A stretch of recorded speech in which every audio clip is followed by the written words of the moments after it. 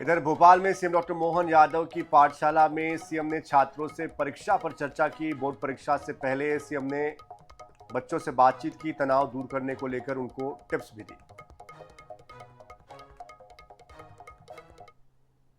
ये काम की बात बेटी ने बोली कि कोई कारण से भी अगर हमको लगता है कि इस बार की परीक्षा हमारी कोई कारण बिगड़ गई तो नादान है वो जो परीक्षा या जीवन से हारने की बात सोचते हैं। फिर हिम्मत से मुकाबला करेंगे, आगे बढ़ेंगे, उसमें क्या फर्क पड़ता है। अपने लिए एक पड़ाव है, अगली बार फिर प्रयास है। जैसे हमने कहा ना, हमारे टाइम पे तो एक ही परीक्षा होती थी, पूरे साल पे जाती थी। आप लोगों के लिए तो एक चांस फिर है। तो हम में से सब तैयार है ना इस बात के लिए? कोई कच्चा तो नहीं है? कोई कच्चा तो हाथ खड़ा करो। सब अच्छे से, सबको ध्यान में। और इसमें से आगे चल करके कौन कौन, अच्छा डॉक्टर कौन बनने वाले, हाथ खड़े करो। अच्छा, डॉक्टर। इंजीनियर कौन बनना चाहते हैं? अच्छा चलिए, डॉक्टर इंजीनियर हो गए। कलेक्टर कौन बनना चाहते हैं? SP, IPS. कोई भी खड़ा नहीं, पुलिस वाले खड़ा नहीं है। आप बनना चाहते हैं? बहुत अच्छा। अच्छा, शिक्षक कौन बनना चाहते हैं? बताओ, पढ़ के तो स्कूल से जा रहे हो, शिक्षक कोई नहीं बनोगे तो अगली पीढ़ी। एक ने उठाया, एक किसान एक शिक्षक। कहाँ? अच्छा, एक है, बहुत अच्छा। तो चलिए, किसान हो गया, शिक्षक हो गया। और नेता कौन बनना चाहते हैं? 1 2 3 4, फिर भी पूरे नहीं उठ रहे हैं। बहुत अच्छा, ऊपर भी है। और सेना में कौन जाना चाहता है? सेना वाले भी कम है, लेकिन हाँ है। चलिए अच्छा। एयरफोर्स में कौन जाना चाहता है? नेवी में? ऐसे हाथ सब में उड़ा है, 2-3 लोग तो सब में उठा रहे हैं। मीडिया के दौर में भी हम अपने आप पर नियंत्रित कैसे रखें और सेल्फ मोटिवेट कैसे रहें, कृपया मार्गदर्शन दीजिए। कौन बताएगा? इसका जवाब कौन देगा?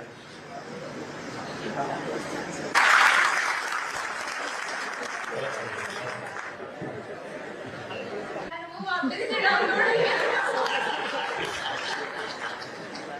लीड तो कर दिया, कैसे भी करके तो फिर मन नहीं मानता। वो कैसे अपना स्टेबल रखना है अपने मन को। अब इसका कौन जवाब देगा? सर मेरा नाम राज शर्मा है। सर जैसे हमारा शरीर ये चाहता है कि हम कम से कम समय में ज्यादा काम दें, हमारी एनर्जी भी बची रहे और हम मुझे आनंद मिले।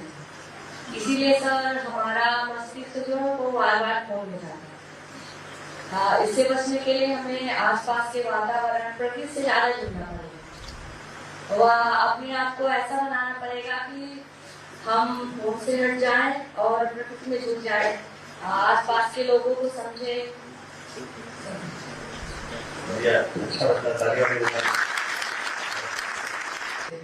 सर मैं ज्यादा इसमें कुछ नहीं कहना चाहूंगा, बस इतना कहूंगा कि किसी भी चीज की अति भी पूरी होती है और किसी भी चीज की कमी भी पूरी होती है। तो हमें बिल्कुल समय निर्धारित करके हर चीज को मैनेज करना है। मैंने कुछ प्रश्न किया था, वो ध्यान में आ गया। सोशल मीडिया से ध्यान हटाना, कॉन्फिडेंस बढ़ाना, ये कैसे करेंगे, क्या हो सकता है?